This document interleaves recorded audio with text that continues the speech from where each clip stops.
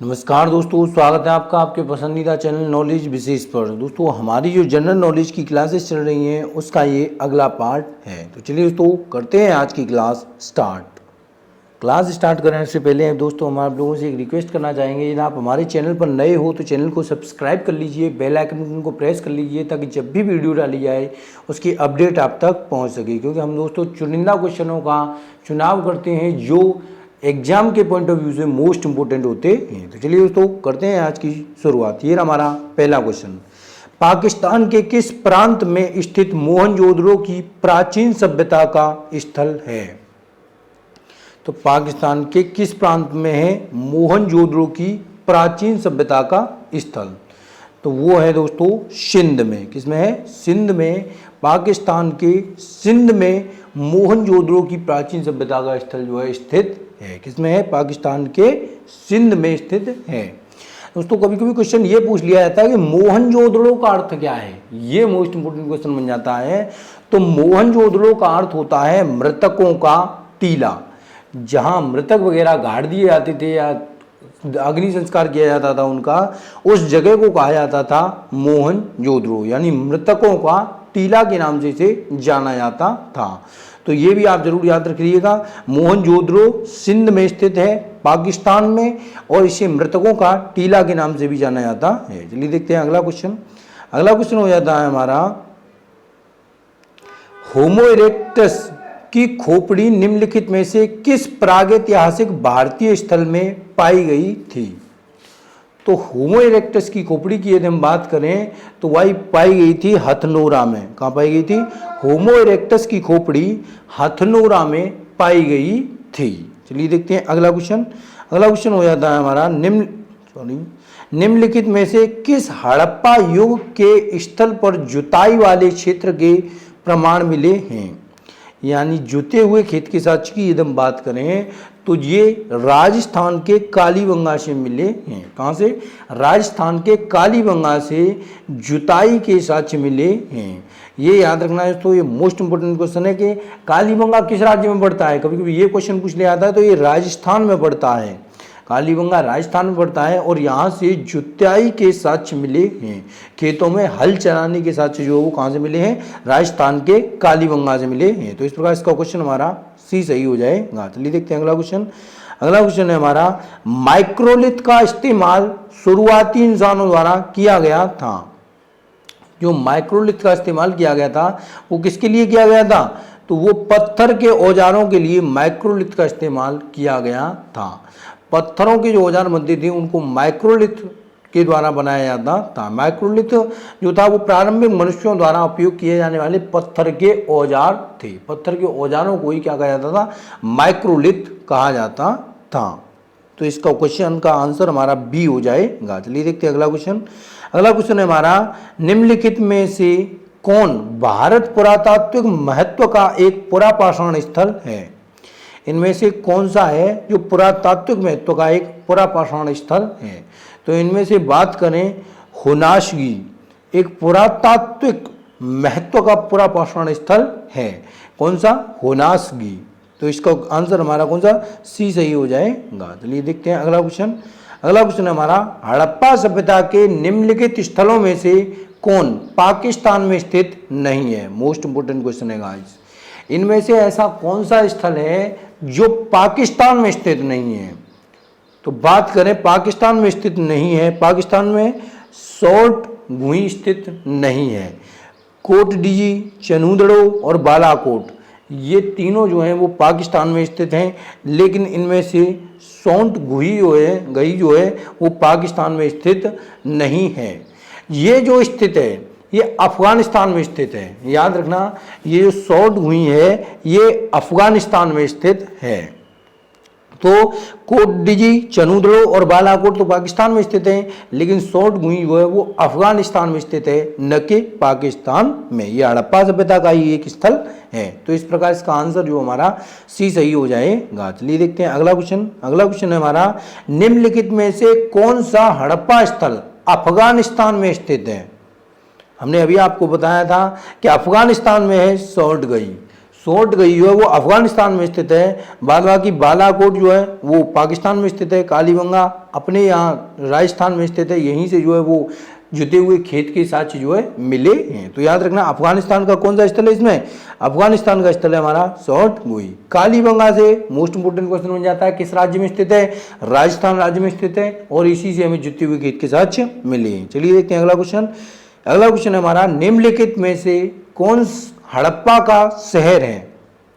इनमें से हम बात करें हड़प्पा का शहर कौन सा है, तो धौलावीर जो है दोस्तों, इसमें क्वेश्चन का क्रम गलत लगा हुआ है लेकिन इसका आंसर होगा धौलावीर।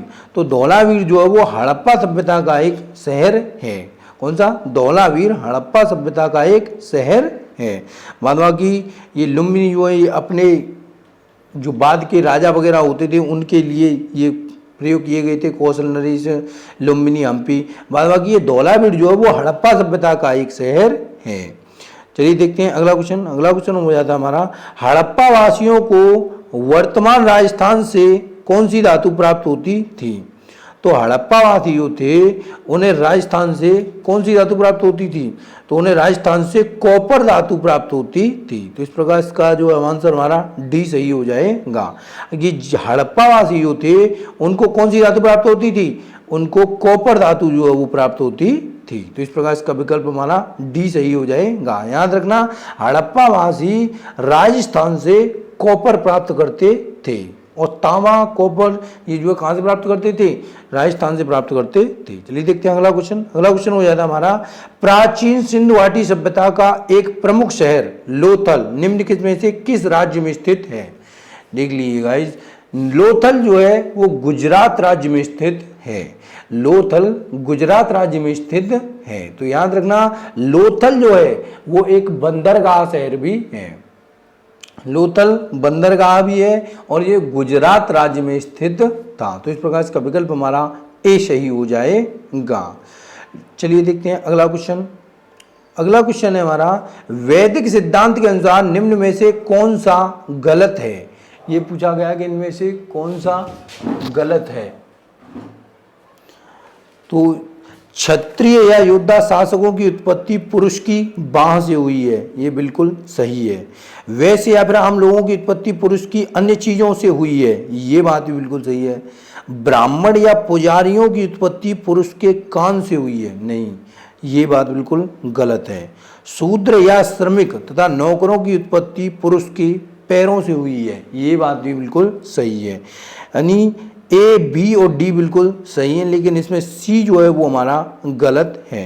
ब्राह्मण या पुजारियों की उत्पत्ति पुरुष के कानों से हुई है, ये बात जो है बिल्कुल गलत है।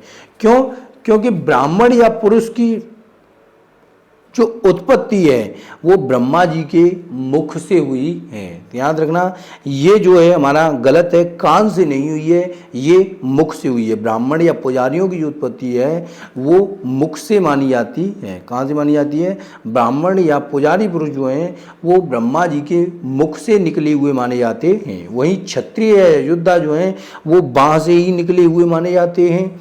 और वैश्य जो होते हैं, वैश्य हो गए या फिर जितने भी जमींदार हो गए, व्यापारी वगैरह हो गए, वो जो है जांघों से निकले माने जाते हैं।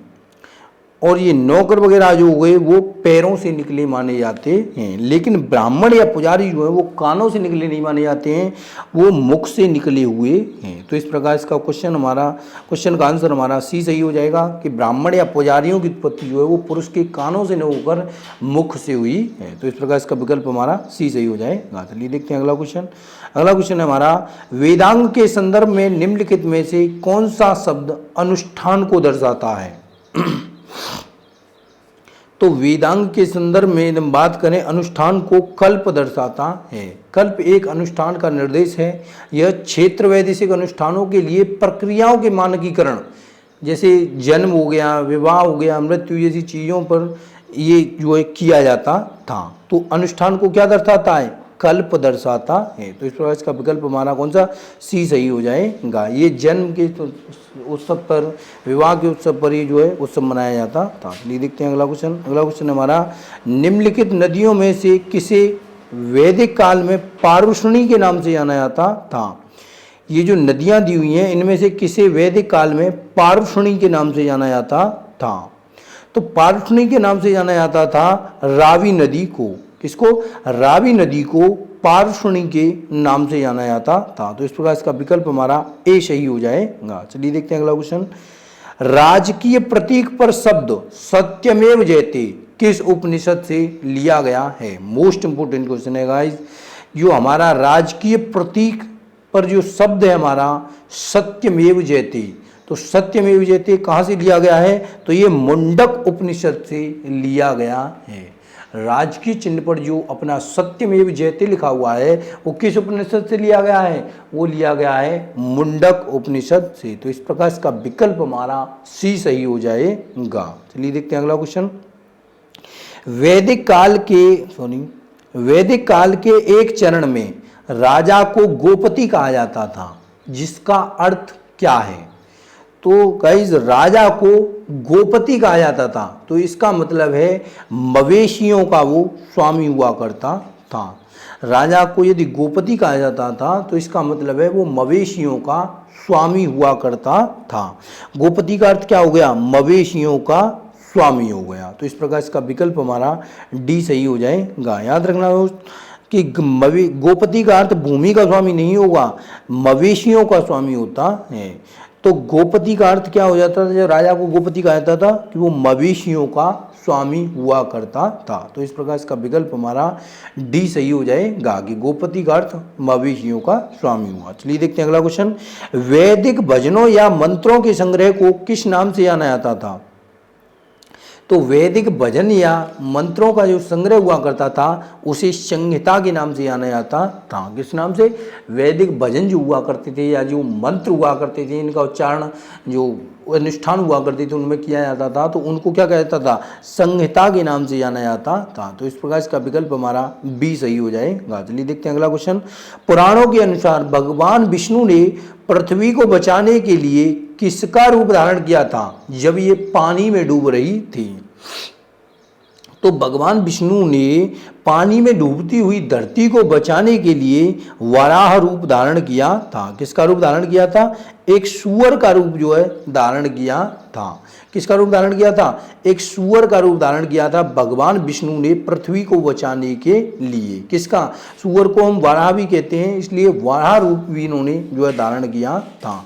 भगवान विष्णु ने 10 अवतार लिए थे, उनमें से वराह अवतार जो था वो तीसरा अवतार था। याद रखना, भगवान विष्णु ने 10 अवतार जो लिए थे उनमें से जो वराह अवतार था यानी वो सूअर का अवतार था वो तीसरा अवतार था। कभी कभी पूछ लिया जाता है क्वेश्चन, लेकिन ये इंपॉर्टेंट नहीं है, लेकिन फिर भी मैं आपको बता देता हूँ कि वराह जो अवतार था भगवान विष्णु के 10 रूपों में से, 10 अवतारों में से वो तीसरा अवतार था। हिंदू प्रतिमा के अनुसार जो है सूअर बलिदान के सभी पहलुओं का प्रतीक होता है। सूअर जो होता है वो बलिदान के सभी पहलुओं का प्रतीक होता है। तो भगवान विष्णु ने सूअर का रूप धारण किया था पृथ्वी को, डूबती हुई पृथ्वी को बचाने के लिए। चलिए देखते हैं अगला क्वेश्चन। अगला क्वेश्चन है हमारा, एक व्यक्ति का वैदिक दृष्टिकोण और समाज के साथ उसका संबंध जीवन के 4 लक्ष्यों से निर्धारित होता है। निम्नलिखित में से कौन इन लक्ष्यों में शामिल नहीं है? तो जीवन के वो 4 लक्ष्य कौन से हैं वो देख लीजिएगा आप। तो जीवन के वो 4 लक्ष्य हैं काम, अर्थ, धर्म और मोक्ष। काम, अर्थ, धर्म और मोक्ष, इसमें सिद्धि जो होती है वो जीवन के लक्ष्यों में से नहीं है। जीवन के 4 लक्ष्य बताए गए थे और 4 लक्ष्य क्या थे? काम, अर्थ, धर्म और मोक्ष। लेकिन सिद्धि इसमें जीवन का लक्ष्य नहीं बताया गया था। काम, अर्थ, धर्म और मोक्ष, मोक्ष भी है, अर्थ भी है, धर्म भी है और एक होता है काम। लेकिन सिद्धि जो थी वो जीवन का लक्ष्य नहीं बताई गई थी। तो इस प्रकार इसका विकल्प हमारा ए सही हो जाएगा कि ये जीवन के लक्ष्यों में शामिल नहीं होती है। चलिए देखते हैं अगला क्वेश्चन। अगला क्वेश्चन हमारा, द रामायण के अनुसार दूसरा नाम रत्नाकर किसका था? तो रत्नाकर दूसरा नाम किसका था? रत्नाकर था वाल्मीकि जी की नाम। वाल्मीकि जो बहुत बड़े गुरु हुआ करते थे उनका नाम था रत्नाकर। तो इस प्रकार इसका विकल्प हमारा सी सही हो जाएगा। यही इन्हीं के लिए एक कहावत की जाती है, उल्टा नाम जपत जग पाना, वाल्मीकि भय ब्रह्म समाना। ये उल्टा नाम लिया करते थे, राम का नाम ये मरा लिया करते थे। जब इन्हें बताया गया था कि आप अपने लिए कर्म करिए, तो ये राम का नाम जब जपते थे तो इनके मुंह से मरा मरा निकलता था। तो ये वही साधु संत थे। तो वाल्मीकि जी को ही रत्नाकर के नाम से जाना जाता था। तो इस प्रकार इसका विकल्प हमारा सी सही हो जाएगा। चलिए देखते हैं अगला क्वेश्चन। अगला क्वेश्चन हमारा, वैदिक भजनों के मुख्य संग्रह क्या कहलाते थे? तो ये हमने गाइस आपको अभी बताया था कि जो वैदिक भजनों के मुख्य संग्रह थे वो संहिता के नाम से जाने जाते थे। तो इस प्रकार इसका विकल्प हमारा सी सही हो जाएगा। दोस्तों आज का वीडियो में यहीं पर समाप्त करते हैं। यदि वीडियो आपको पसंद आया हो तो प्लीज़ गाइस आप इस वीडियो को जिस भी सोशल मीडिया प्लेटफॉर्म के एजुकेशन ग्रुप से जुड़े हुए हो, आप उस पर इस वीडियो को शेयर ज़रूर कीजिएगा। चैनल पर नए हो चैनल को सब्सक्राइब कर लीजिए, बेल आइकन को प्रेस कर लीजिए। वीडियो पसंद आया हो तो वीडियो को लाइक ज़रूर कीजिएगा। धन्यवाद दोस्तों।